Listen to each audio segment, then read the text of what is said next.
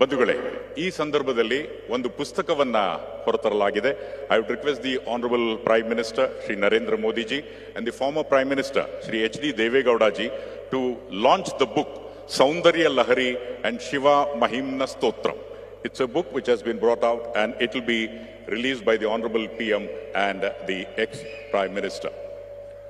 Saundarya Lahari means waves of beauty. Shiva Mahimna Stotram is a revered Sanskrit hymn dedicated to Lord Shiva. In this volume, ladies and gentlemen, please note, the Shri Adi Chunchanagiri Mahasamsthana Mata presents an interpretation of both these works in accordance with the teachings of the Nath Yogis. Please give a huge round of applause for the release of this book, Saundarya Lahari and Shiva Mahimna Stotram. Comprising of 43 verses, the Shiva Mahimna Stotram and Saundarya Lahari is, of course, spiritual significance. Thank you very much, Honorable Prime Minister Shri Narendra Modi ji, Honorable former Prime Minister Shri H.D. Devegowda ji, and all the dignitaries on the dais. ಬಂಧುಗಳೇ, ನಾವು ನೀವು ಅತ್ಯಂತ ಕಾತರದಿಂದ ಕಾಯುತ್ತಿರುವಂತಹ ಸಮಯ ಬಂದಿದೆ. It's now time to listen to the words of a great visionary, a true world leader, and of course, inspiring each and every Bharatiya towards Atmanirbhar Bharat so that every Indian should be happy. So please put your hands together. Zordar taaliyon ke saath, let's welcome the Honorable Prime Minister of India, Shri Narendra Modi ji, for his inaugural address.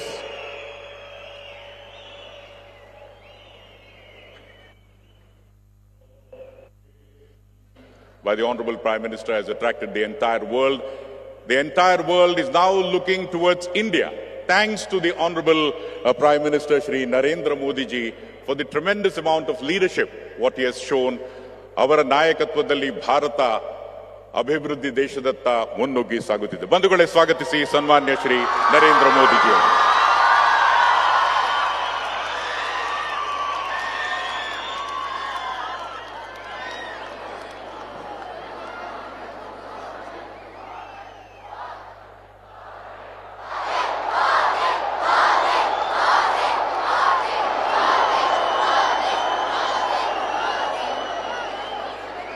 ಕರ್ನಾಟಕದ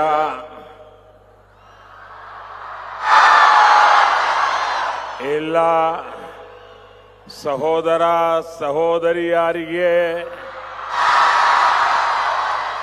ನನ್ನ ನಮಸ್ಕಾರಗಳು.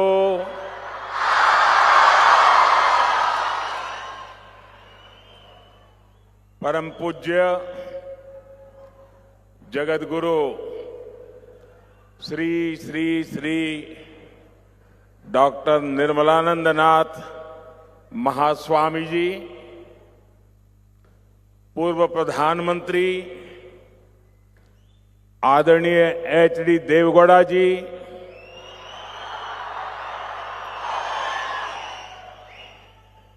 यहां के राज्यपाल श्रीमान थावरचंद गहलोत जी,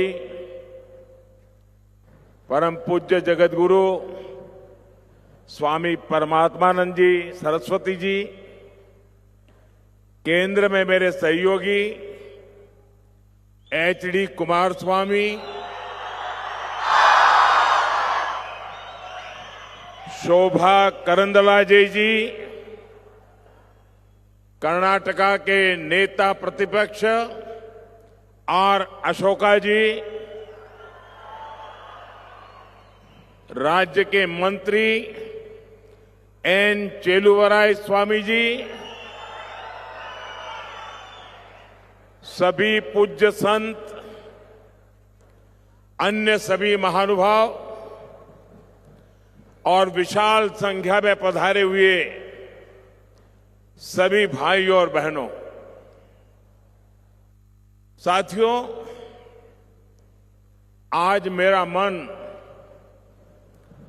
कुछ ऐसे भावों से भरा है जिसे शब्दों में प्रकट करना मुश्किल है। श्री काल भैरव मंदिर में दर्शन और पूजन श्री गुरु भैरवेक के मंदिर के भव्य उद्घाटन का साक्षी बनना, ऐतिहासिक ज्वाला पीठ में समय बिताना, आध्यात्मिक ऊंचाई पर पहुंचे संतों का सानिध्य प्राप्त करना और अब यहां उपस्थित जन समूह के दर्शन करना, ये अनुभव हमेशा हमेशा मेरे साथ रहेगा। मैं इसे अपना सौभाग्य मानता हूं कि मुझे आप सभी के बीच आने का अवसर मिला। मैं आप सभी को इस अवसर की अनेक अनेक शुभकामनाएं देता हूं। साथियों, कर्नाटका आना मेरे लिए बहुत प्रसन्नता की बात होती है। हर बार यहां आकर मुझे नई प्रेरणा मिलती है, लेकिन आज सक्करे नगरा मधुर मंड्या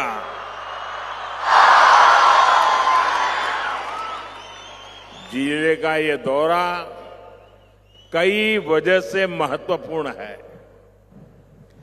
ये धरती शुगर केन की स्वीटनेस के लिए जानी जाती है और यहां के लोगों की बातों में वैसी ही स्वीटनेस दिखती भी है। उनका अपनापन,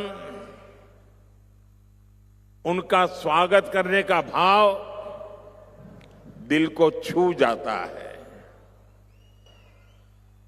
मैं अक्सर कहता हूं कि कर्नाटका तत्वज्ञान और तंत्र ज्ञान दोनों में समृद्ध है। यानी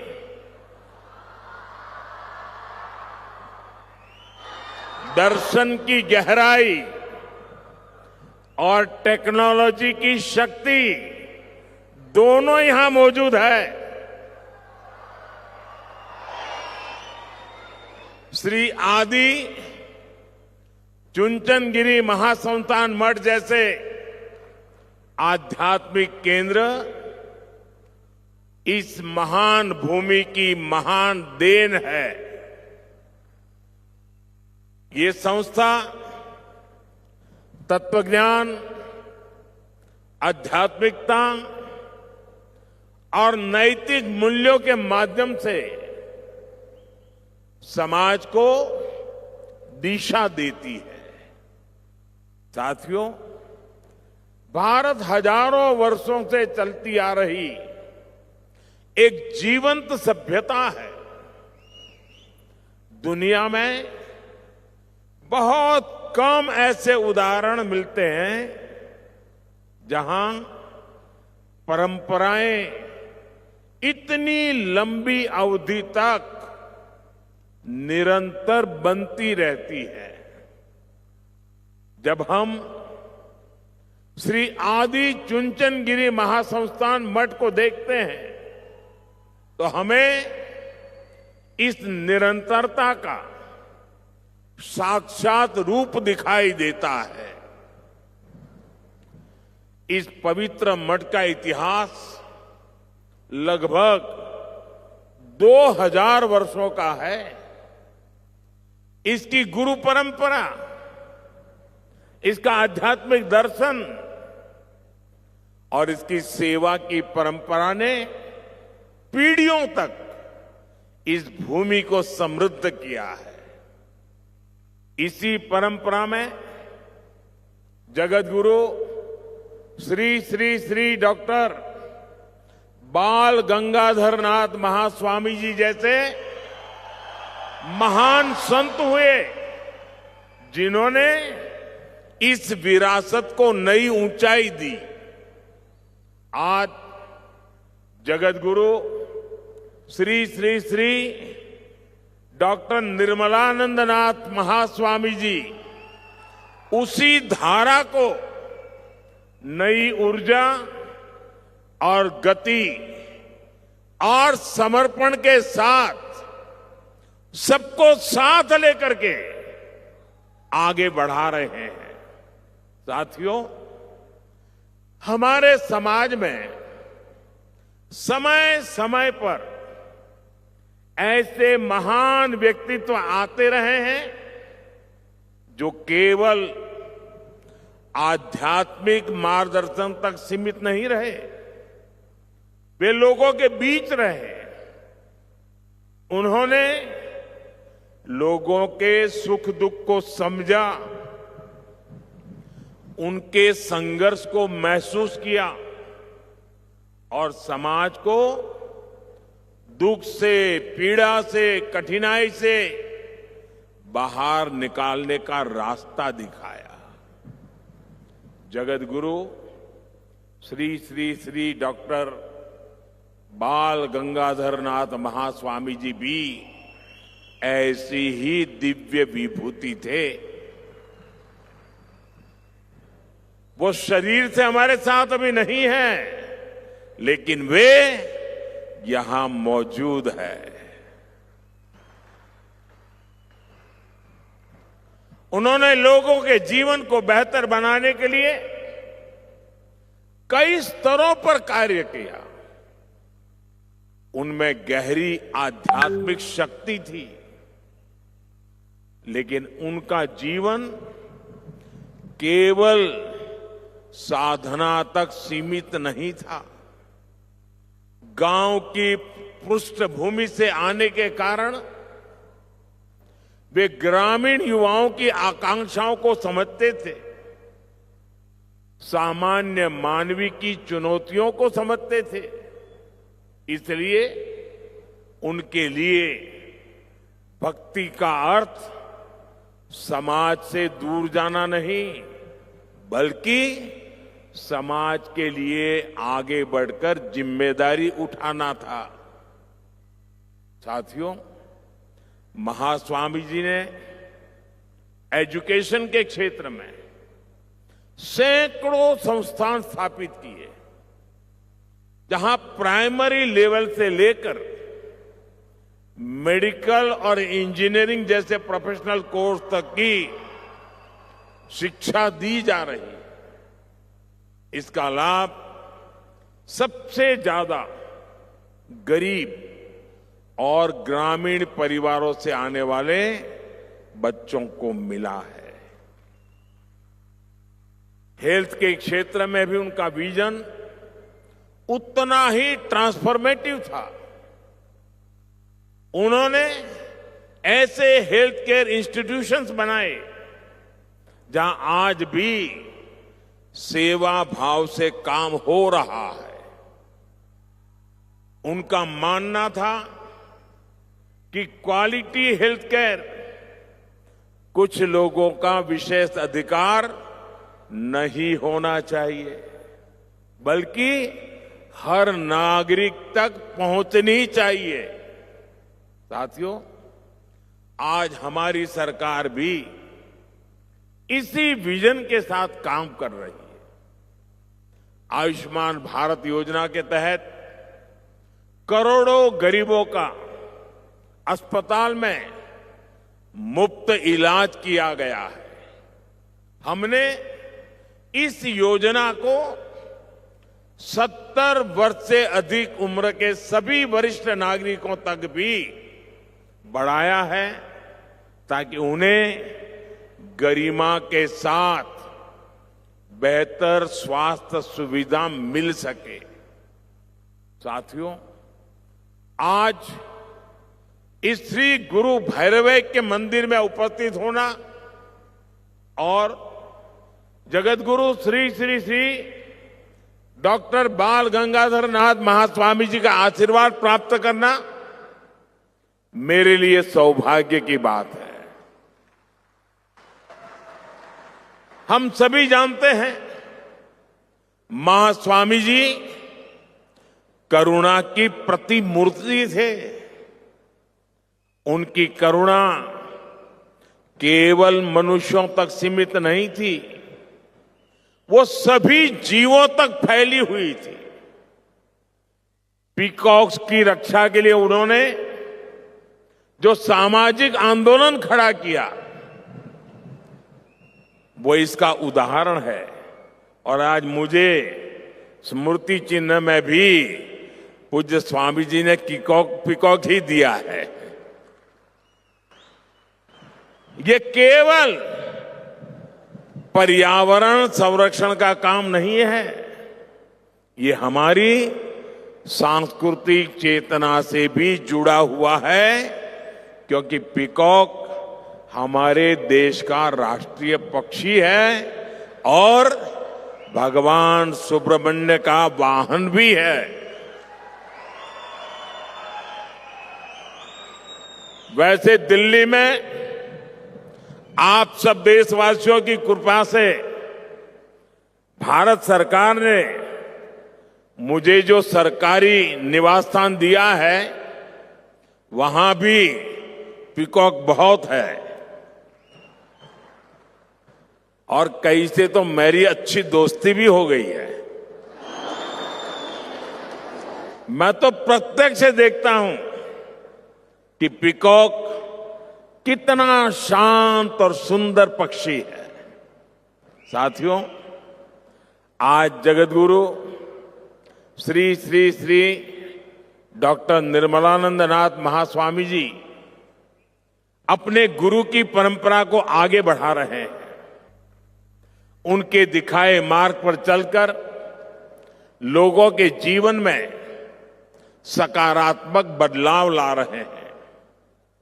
अपने गुरु के सम्मान में श्री गुरु भैरवे मंदिर का निर्माण करना केवल एक संरचना बनाना नहीं है, ये एक भाव को साकार करना है। आने वाले समय में यह स्थान निश्चित रूप से सेवा, साधना और प्रेरणा का केंद्र बनेगा। साथियों, श्री आदि चुनचनगिरी महासंस्थान मठ अन्न, अक्षर, आरोग्य, अध्यात्म, आश्रय, अरण्य, आकलु, अनुकंपा और अनुबंध, इन 9 सिद्धांतों पर कार्य करता है। इसी भावना से मैं आप सभी के सामने 9 ऐसे क्षेत्र रखना चाहता हूं जहां हम सभी मिलकर एक सामूहिक संकल्प ले सकते हैं। मैं अपने 9 आग्रह आपके सामने रखता हूं। साथियों, यह हमारा मंडिया पानी के महत्व को समझता है। यह पूरा क्षेत्र मां कावेरी के आशीर्वाद से पला बढ़ा है